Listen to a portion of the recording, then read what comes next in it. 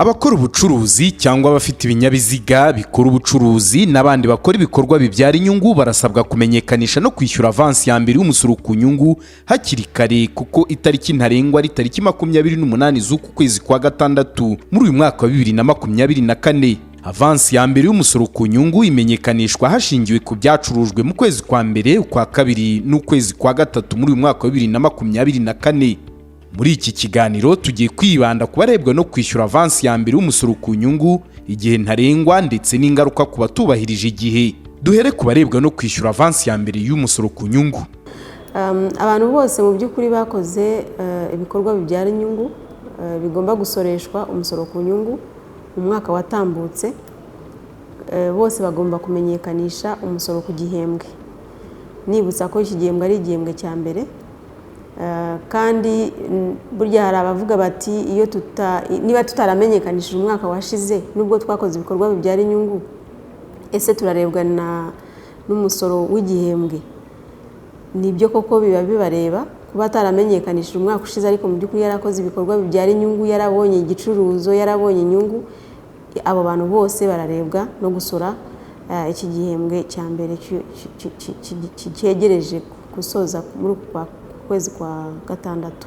Iyo tuvuze ibikorwa bibyara inyungu kandi bisoreshwa, nta mwihariko burimo, nta mwihariko uba uhari. Ubwo ni ukuvuga ngo waba ufite ikinyabiziga upfa kuba ugikoresha atari ukukigendamo wowe ubwawe, ahubwo ugikoresha kugira ngo ubone umusaruro witwa inyungu, hanyuma ubu unasabwa no kuwusorera. Ni ukuvuga abantu bose harimo nabo b'ibinyabiziga, baba bafite moto, baba bafite ibinyabiziga bitwara imizigo, haba ari abafite amataxi voiture cyangwa se abafite amataxi asanzwe cyangwa se amabisi. Abo bose mu by'ukuri urumva bakora igikorwa cyo gutwara abantu n'ibintu, kandi nabo baba bakora ibikorwa bibyara inyungu, bityo mu by'ukuri baba barebwa n'uyu musoro. Wenda hari n'izindi sekiteri nyinshi, ubwo birumvikana ko atari transport gusa, hari sekiteri nyinshi. Hari abari mu bucuruzi bukomatanya ibintu byinshi bitandukanye, hari abacuruza serivisi, hari abari mu mabanki. Ni ukuvuga ngo ibikorwa byose bikorerwa mu Rwanda umuntu akaba yabonye inyungu zisoreshwa cyangwa umusaruro usoreshwa, abo bose bararebwa no gusora umusoro ku gihembwe.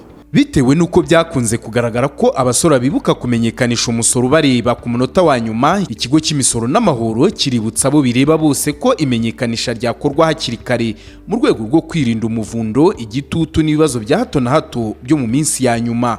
Gutanga umusoro biteganywa n'amategeko, kandi mu rwego rwo korohereza abasora by'umwihariko abarebwa no kwishyura umusoro ku nyungu, bashyiriweho kujya bawutanga mu bihembwe. Iyi avance ya mbere y'umusoro ku nyungu irareba abakora ibikorwa bibyara inyungu bose, kandi barwa hashingiwe ku byacurujwe umwaka ushize n'amezi 3 y'uyu mwaka turimo, ni ukuvuga ukwezi kwa mbere, ukwa kabiri n'ukwezi kwa gatatu. Ndetse kandi bagahabwa n'umwanya wo kwitegura, aho bawumenyekanisha bakanawishyura mu kwezi kwa gatandatu. Dufata igicuruzo cy'umwaka washize tukakigabanya n'umusoro w'umwaka washize, ubwo no kuvuga 2023, ratio cyangwa umubare ubonetse tukawukuba n'igicuruzo cy'amezi 3 ariyo agize igihembwe tuba tugezemo. Buri gihe rero bikorwa ku buryo bumwe, nubwo wenda nsobanuye uburyo bibarwa, ariko systeme mu by'ukuri irabikora. Ntabwo umuntu bimusaba kujya mu mibare ngo atangire ateranya kuremo agabanye. Ni ibintu iyo amaze kugaragaza igicuruzo cy'amezi 3 arebwa, ariyo ukwa mbere, ukwa kabiri n'ukwa gatatu, iyo icyo gicuruzo kimaze gushyirwa muri systeme iramufasha ikahuza ya mibare nari mvuze, igahita imugaragariza umusoro agomba kwishyura. Abo rero ni kuri babandi bariha umusoro bisanzwe ukomoka ku nyungu nyakuri.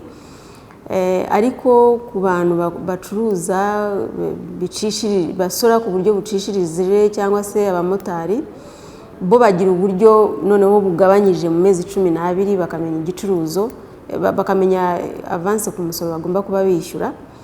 Birumvikana rero ko bitagombera ya ratio y'urwunguko n'umusoro wishyuwe ugakuba n'igicuruzo cy'iki gihembwe.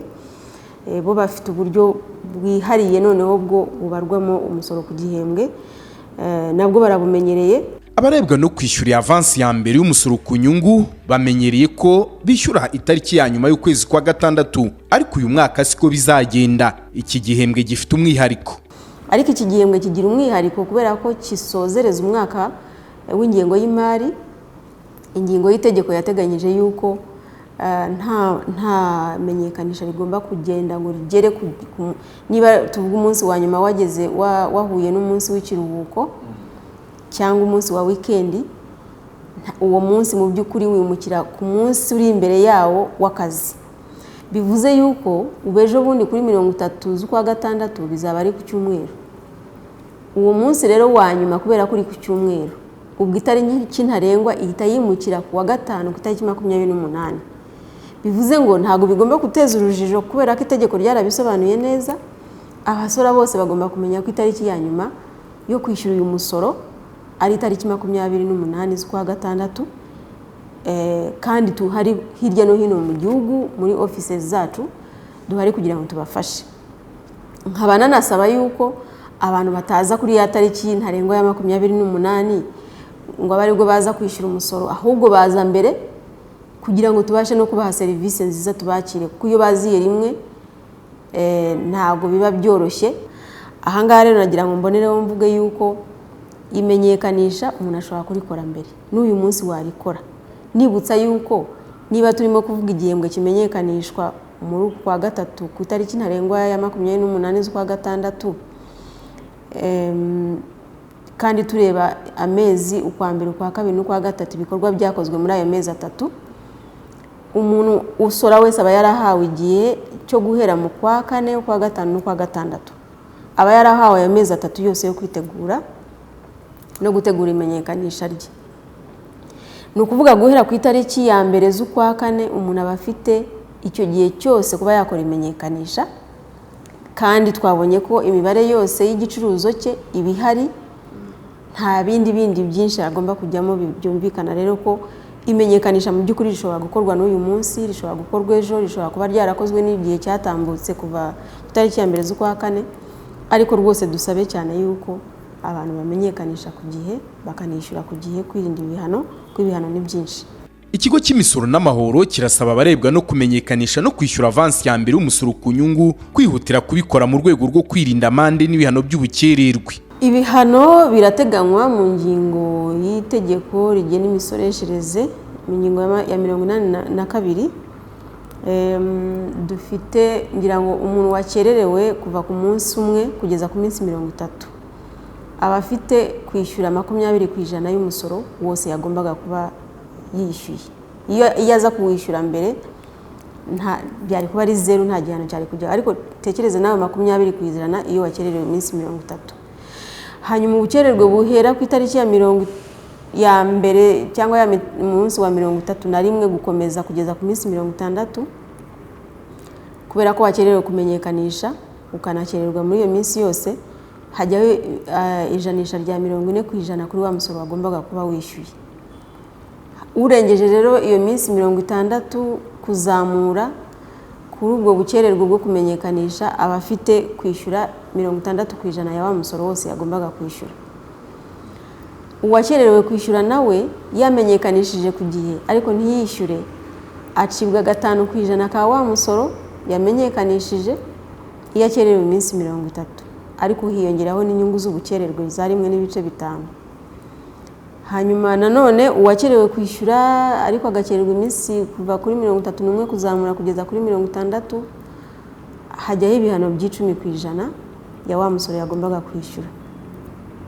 Nanone uwakererewe hejuru y'iminsi 30 aba afite kwishyura 30% ya wa musoro. Mbere yo gusoza, reka mbibutse ko avansi ya mbere y'umusoro ku nyungu imenyekanishwa hashingiwe ku byacurujwe mu kwezi kwa mbere, ukwezi kwa kabiri n'ukwezi kwa gatatu muri uyu mwaka wa 2024. Bigakorwa unyuze ku rubuga rw'ikigo cy'imisoro n'amahoro ari rwo wa3rr.rra.gov.rw, cyangwa se ugakoresha telefone ngendanwa ukanda *800 urwego ugakurikiza amabwiriza. Hanyuma iyi avansi ikishyurwa bitarenze tariki 28 z'uku kwezi kwa gatandatu muri uyu mwaka turimo wa 2024.